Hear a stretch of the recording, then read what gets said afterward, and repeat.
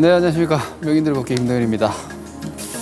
자, 시장이 지난주까지는 좀 부진했고, 이번 주부터는 이제 반등에 발판이 조금씩 만들어지고 있습니다. 우리가 그러니까 올해 연초죠. 올해 연초 이후부터는 좀 약간 태평성대에 가까운, 뭐 크게 문제 없이 계속해서 시장이 우상향. 근데 그 당시에도 걱정을 했던 분들도 많이 계셨죠. 그리고 제가 완만한 강세장은 차별화가 심하다 늘 강조를 드리지만 이게 지금 상승 각도가 그렇게 강한 장이 아니잖아요. 네, 그 상태에서 단기 추세 라인이 일단 하나 훼손됐고 이게 지금 보시다시피 이만큼 내려와서 여기서 추세 전환돼서 올라가는데 각이 그렇게 크지 못해요. 그래서 이 구간이 사실 올해 연초부터 우상향 제가 계속 계단식이라고 말씀드리고 있죠. 이렇게 계단식으로 나가다가 요거 좀 살짝 넘어갔다가 지금 저점이 살짝 이탈이 됐죠. 그래서 코스피 지수로 보면은 약간 스트레스가 생긴 거예요. 스트레스 생긴 게 맞습니다. 뭐 지수 흐름이나 패턴상으로 보면은 보시면은 고저점을 올해는 계속 넘겨 상승했잖아요. 그러다가 여기서 고점을 넘겼지만 요 단기 저점도 일단은 하회한 게 맞죠. 그래서 중기 국면은 계단식 우상향에서 박스 양상으로 전개가 돼 있는 거예요. 박스로 이게 이제 이렇게 올라가다가 이렇게 변동성으로 그림을 다시 그려드리면 그동안 여기서 계단식으로 이렇게 올라가던 상황이었고 지금은 이제 이렇게 돼 있는 거죠. 요럴 조짐이 있는 거죠. 지금이 뭐 한 여기 어디쯤 올라가도 위쪽이 일단은 약간 닫힐 것 같고 기간 조정으로 가면은 다행이고 이게 박스장으로 이렇게 가면 저는 주식 시장이 옆으로 가는 건 뭐 별 상관없다고 생각해요. 옆으로 가면 종목 좋은 거 찾아서 매매하면 되는 거니까 좋은 종목들은 시장이 옆으로 가는 정도면은 괜찮아요. 근데 장세가 혹시 밑으로 갈까봐 여기서 또 여러 가지 어떤 뭐 경기적 부분이든 혹은 금융 시스템적인 부분이든 뭐가 문제가 돼서 이게 또 이렇게 가는 거 아니야? 그러니까 이런 걱정들을 조금 하게 만든 게 이제 8월 초의 움직임인데 뭐 아직 그런 건 안 보입니다. 지난주에 말씀드렸다시피 그냥 박스 하단으로 인식하고 대응하시면 되겠지 않을까. 그리고 종목을 오히려 2차전지 핵심주나 이런 충분히 조정 나와 있는 그런 우량 종목들을 가지고 트레이딩. 지금은 이제 어떻게 보면은 바이앤홀드보다는 트레이딩 구간이 된 거예요. 저는 뭐 2차전지를 주도주라고 계속 강조드리고 있는 입장에서 7월 26일 날 이 당시에 이제 거래대금 회전율 108% 이게 강력한 피크아웃이다. 요쯤에 나온 거죠. 요쯤에 이 시점 이후에 지금 시장이 한풀 꺾인 거라고 봐야 됩니다. 시장이 한풀 꺾여 있고 이걸 다시 그러니까 여기에 고점을 다시 넘어갈 만큼의 상황과 종목이 나타나지 않고 있어요.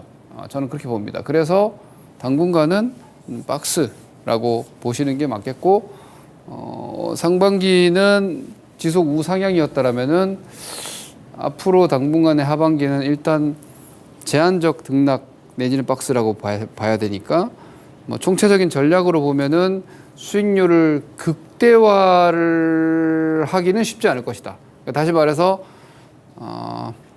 바이앤홀드로 수익률이 많이 안 날 거란 얘기예요. 바이앤홀드로. 제가 지금 이야기를 잘못했다. 수익률을 극대화하기 어렵다는 게 아니라 그냥 보유만을 해서는 보유로는 수익률이 제한되는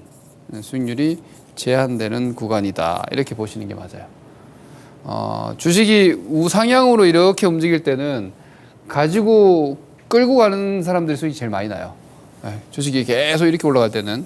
왜냐면 조정도 결국은 또 재상승을 위한 디딤판이 되니까 이것도 뭐 좌우간 또 다시 올라가고 또 다시 올라가니까 오히려 끌고 가는 사람들이 수익이 많이 나지만 이렇게 가면은 끌고 갔을 때는 결국은 요 최고 잔고가 안 넘어가니까 종목들이 고점이 경신이 안 되면은 수익률이 더 최고 수익률을 돌파를 못하기 때문에 정체 내지는 높게 사면 좀 손해 보는 거고 낮게 사면 좀 수익 보는 거고, 그러니까 이런 구간에서는 매매를 잘 하는 사람들은 뭐 약간의 추가적인 알파 수익률이 나오지만 그냥 보유만을 해가지고는 수익률이 좀 제한된다라고 보면 시장의 강도는 약화된 겁니다.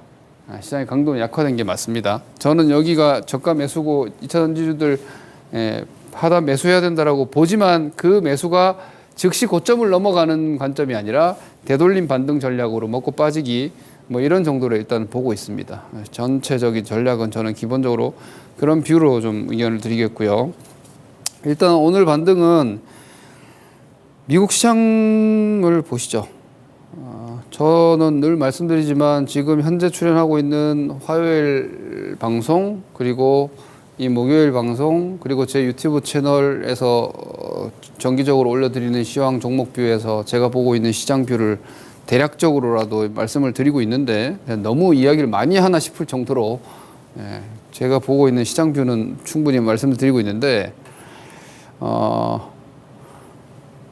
조정 나온다고 했죠. 저는 아주 큰 확률로 미국 시장 조정 나올 겁니다. 여기서 제가 7월 달에 계속 말씀드렸죠. 아주 높은 확률로 조정이 13,500 정도까지 나올 것 같다. 나스닥은 4,400대, 4,300대 정도까지 나올 것 같다. 딱 그만큼 나와서 지금 반등이 나오는 거잖아요. 그러니까 이거는 재상승을 지금 당장 할 수 있다 없다 얘기할 수 있는 구조가 제 기준으로는 아니에요. 왜냐면은 지금 월 구조가 보면 미국이 지금 여기서 이제 긴축으로 꺾였잖아요.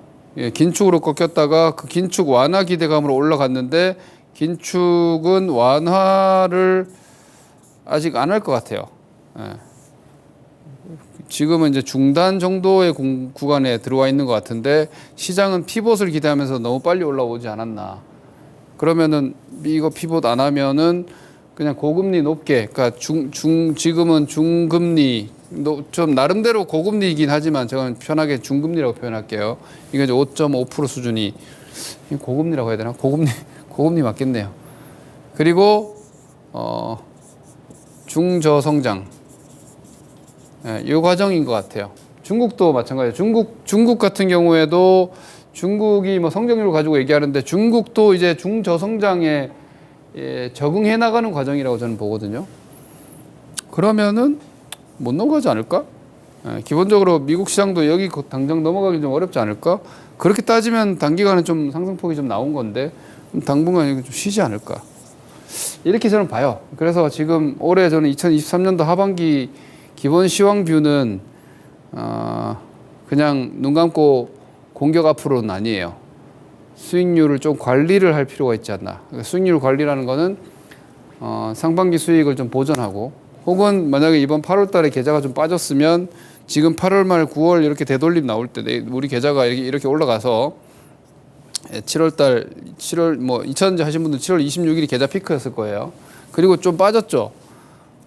반도체 하신 분들도 최근에 몇몇 종목들이 올라왔지만 8월 달에 웨이브 태우고 있으니까 뭐 하여튼 8월 말, 8월 초, 7월 말 이 정도가 제가 볼 때는 시장 단기 피크아웃 된 것 같고 계좌가 이렇게 빠졌으면 되돌림 나올 때 계좌를 이 정도 선에서 보존하는 거죠. 이 정도 선에서.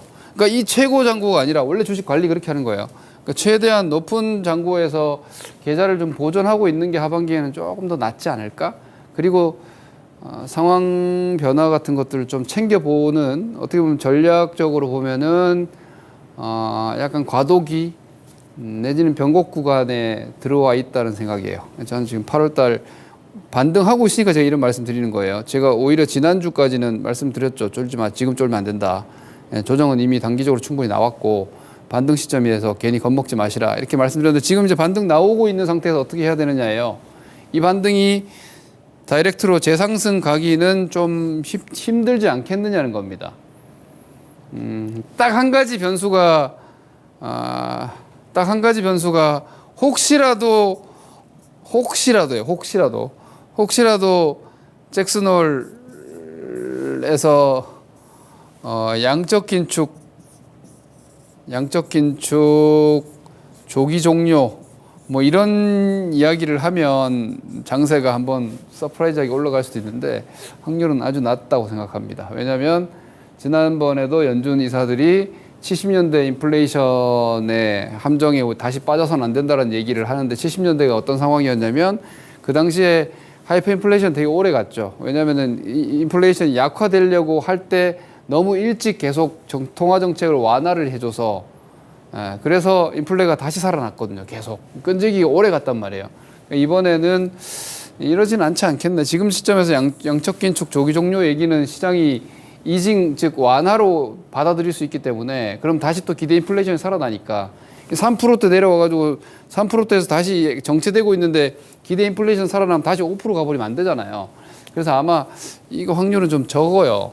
그러면 지금의 5%대 금리가 당분간 유지되는 쪽으로 아마 잭슨홀 미팅에서는 코멘트가 나올 가능성이 크다라고 보면 시황은 당분간은 좀 정체 박스 양상이 확률적으로는 제일 높지 않나. 미국도 우리도.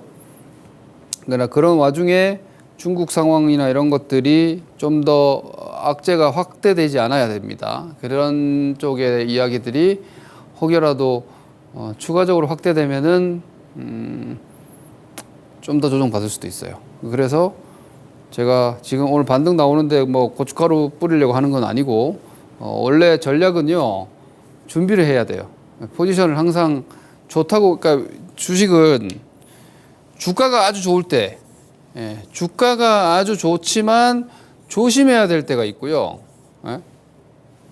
주식은 대단히 안 좋은데, 주가가 움직임이 대단히 안 좋은데, 오히려 자신감을 가져야 되는 구간이 있어요. 이런 구간이 있습니다. 제가 이게 이제 지난주에나 뭐 이런 자리에 조정 나온 상태 여기서는 뭐 물러나시면 안 된다. 여기서 뒤늦게 겁먹으면 안 된다 했던 거고, 그리고 뭐 2차전지 핵심주들 충분히 떨어졌다고 50% 반토막 났기 때문에 이제는 저가 공략해야 한다 했던 그런 위치들이고, 지금 이제 좀 올라오려고 할 때는 여러분들이 막 이제 다시 좋구나 이렇게 긍정 편향으로 확산해서 시장을 좋은 쪽으로만 보실 게 아니라 현재 상황을 딱 냉정하게 봤을 때 저는 이렇게 본다는 거예요. 이건 일단은 여기서 한번 꺾였다고 보는 게 맞고, 요거 이제 반등이고, 넘어가기가 쉽지 않을 것 같은데, 당분간은 이거 못 넘어간다면은 좀 정체 움직임이 나올 것 같고, 그리고 8월달, 9월달 추석 전으로 원래 장이 별로 안 좋아요. 이건 그냥 제 실전적 경험으로. 여름 지나서 장이 좋았던 경험이 저는 별로 없어요. 이런 약간 무거워지는 시장 같은 제가 감지가 그렇게 되고 있습니다.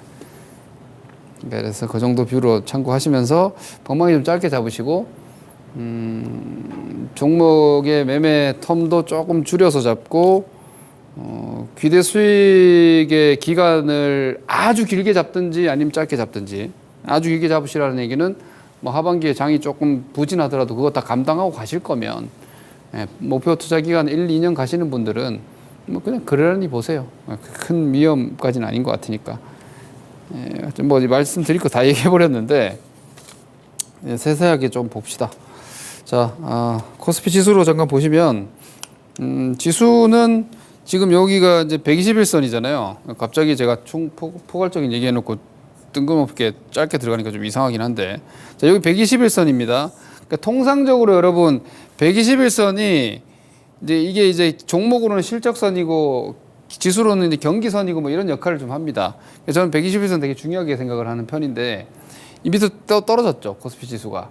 근데 떨어졌는데 보면은 양봉 아래 꼬리 막 이게 꼬리가 많죠, 그죠? 깔끔하게 음봉으로 이렇게 뚝뚝 떨어지는 구간이 아니고, 그리고 이 이야기는 뭐냐면 요 이하로는 아직 복원력이 있다는 거예요. 그러니까 장세가 지금 원사이드하게 하방으로도 아직은 무너지지 않아요. 그래서 이제 반등이 나오는 거고, 이 반등은 제가 추정컨대 뭐 상단이 지금 600 후반이고, 하단이 지금 500이고, 그러면 중간 영역대가 한 뭐 500대 후반 600 정도 되니까 뭐 이 중간 정도까지는 오지 않을까.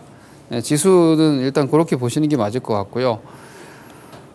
제가 지수 매매를 여러분들께 권하진 않아요. 뭐 인버스니 꽃버스니 저는 이런 거 코멘트 자체를 안 합니다. 저는 그냥 뭐 시장 지수는 종목 투자 환경을 보려고 보는 거고, 저는 그런 입장이니까 뭐 그냥 그 정도 보세요. 코스닥도 마찬가지입니다. 코스닥도 지금 코스닥 월봉 흐름을 보시면은 얘가 지금 이렇게 꺾여 있는 추세 방향이 꺾여 있는 상태에서 팬데믹 그리고 팬데믹 회복 그리고 긴축 회복 엄청 하이 웨이브죠. 한 3, 4년 동안 계속 그러고 있어요. 그럼 여기서 지금 어떻게 움직일 거냐? 기간으로 보면은 대략적으로 한 사이클 나왔죠. 그죠? 그래서 좀 쉬지 않을까? 요 정도에서 움직이는 게 제일 합리적으로 보이지 않습니까? 이게 더 올라가려면은 이제 완화로 가줘야 되는데 유동성 정책이나 이런 부분들이 이제 완화로 가지고 좀 더 강력한 모멘텀이 들어오고 막 이래줘야 되는데 거래 대금 수급도 좀 꺾이고 있는 것 같고 쉬는 게 제일 합리적인 것 같아요. 제가 생각할 때는 좀 박스권으로 여러분들이 보시는 게 제일 가능성이 높지 않나 생각합니다. 미국 시장도 비슷하게 보고 있고요. 그래서 요 일봉으로 보면은 코스닥이 코스피보다 강해요. 왜냐면은 에코프로 때문에 에코프로가 월말에 MSCI 수급이 있죠. 그 영향으로 지금 코스피보다 코스닥은 코스피 여기 있잖아요. 코스피는 여기 있는데 코스닥은 지금 21선 시도하고 있죠. 여기 지금 빠져나와서 21선 시도하고 있는데 이거 시도한다고 얘네들도 바로 넘어가지 못할 것 같고요. 여기서 이 거래량 있죠. 이게 7월 26일 아닙니까? 2차전지 박살난 날. 이 매물을 아직 소화 못했어요. 이때 그 매물이 너무 많아. 아시다시피 포스코 막 거래대금 8조 원에 에코프로 BM 6조 원 이렇게 터졌잖아요. 그러다가 요 며칠 전에는 거래대금 아시죠? 막 3천억, 2천억 나온 거 소화 못했어요. 이거는 당장 못 넘어간다는 거죠. 이거를 당장 넘어가긴 좀 힘들다라고 보면은 얘네들도 합리적으로 보면 낙폭이 한 50% 반등. 이 정도 보면은 코스닥 한 910에서 915 한 2, 3% 정도, 2% 정도, 한 2% 정도는 더 나올 수 있겠다. 최대로 여기 나오면 아주 나이스고요. 이 정도까지 나오면 진짜 좋은 거고. 그래 보입니다. 그래서 시장 지수는 지금 아주 강한 방향성이 아니다. 이렇게 보시는 게 제일 낫지 싶고요. 종목들은 엔비디아가 어제 서프라이즈가 나왔습니다. 그래서 시간에서 근데 생각하셔야 되는 게 엔비디아가 지난번에 1분기 실적 서프라이즈 나왔을 때는 주가가 30% 올랐어요.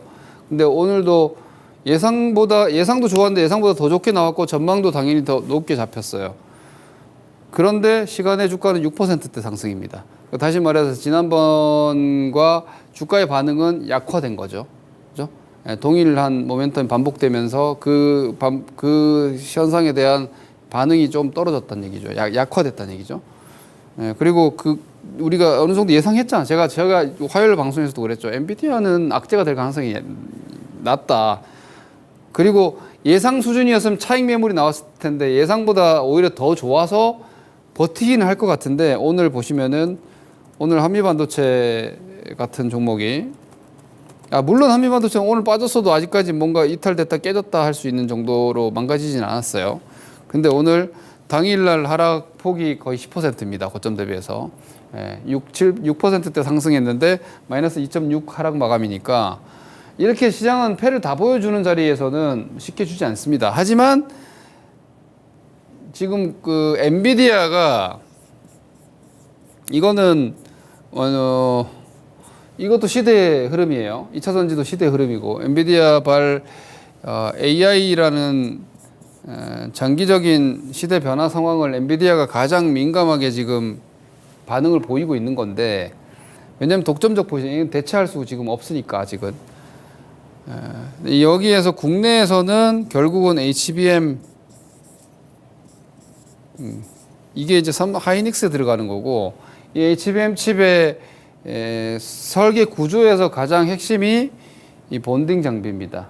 본딩 과정이기 때문에 이 본딩 장비로서의 한미반도체가 대장이고 엔비디아의 PCB를 공급하는 게 이수페타시스고 그죠? 이런 애들이 원투펀치란 말이에요. 근데 오늘 얘네들 두 개가 다 빠졌어요. 그런데 깨지지 않았어요.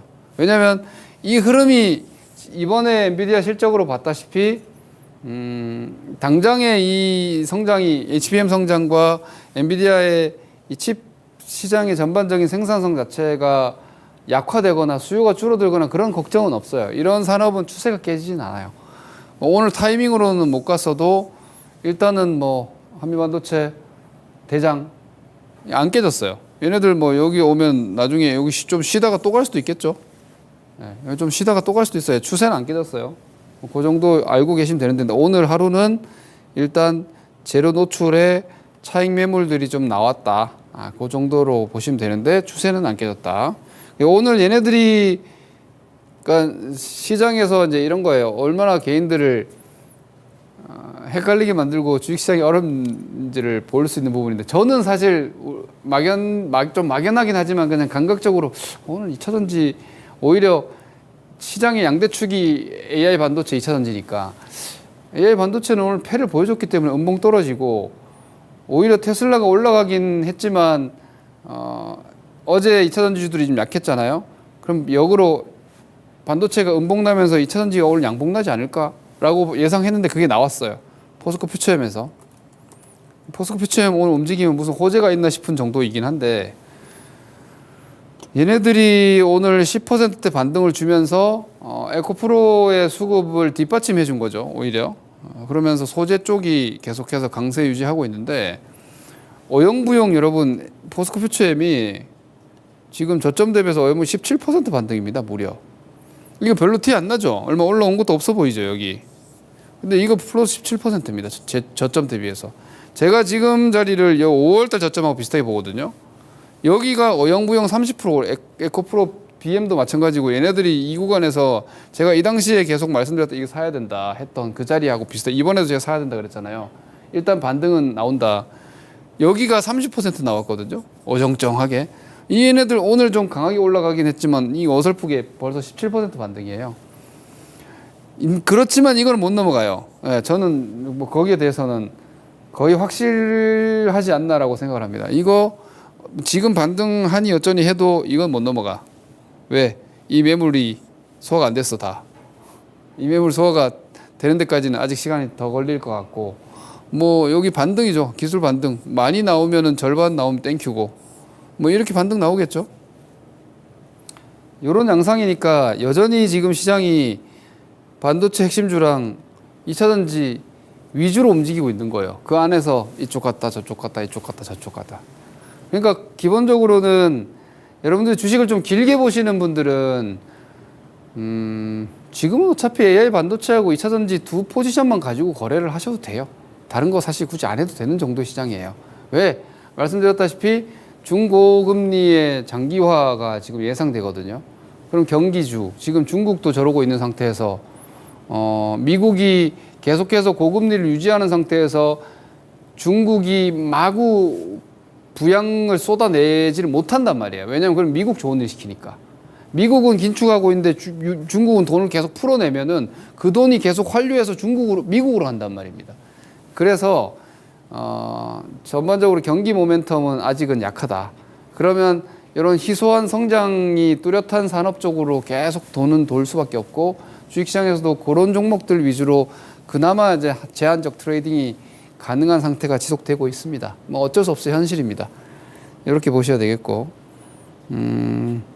이런 종목들을 제외한 뭐 업종 섹터는 그냥 개별적인 성장이 그래도 가능한 종목군들 뭐 늘 말씀드리는 그나마 엔터주들이 그 산업 자체가 좀 재편이 돼 있어서 좋고 뭐 미국의 전력망 그리고 중국의 전력망 그리고 건설 장비 뭐 이런 쪽도 주가가 빠져 있지만 앞으로 산업 실적 뷰가 여전히 괜찮으니까 뭐 그런 정도가 그냥 좀 사이드에서 움직이는 정도지 경기주는 잠깐 한번 보시겠습니다. 제가 지금 주가가 뭐 약하다고 더 약할 거라는 예고를 하는 건 아니고요. 한번 현실을 보시라는 거예요.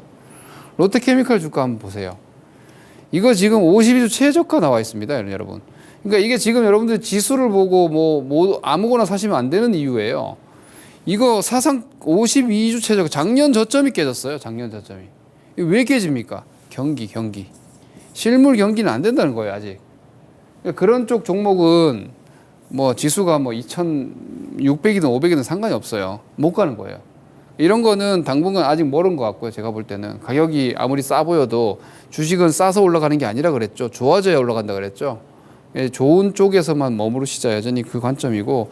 근데 업종 섹터 산업이 괜찮은데 주가가 못 올라가고 싼 주식들 대표적으로 2차 전지는 양극재가 저도 세일 쪽으로 갔다가 움직임 보고 다시 또 양극재로 옮기고 뭐 이런 식으로 제가 움직일 만큼 세일 갖고 계신 분들은 되게 답답하시겠지만 근데 세일은 산업 뷰는 좋잖아요. 근데 주가는 낮죠. 이런 건 그냥 들고 기다리세요.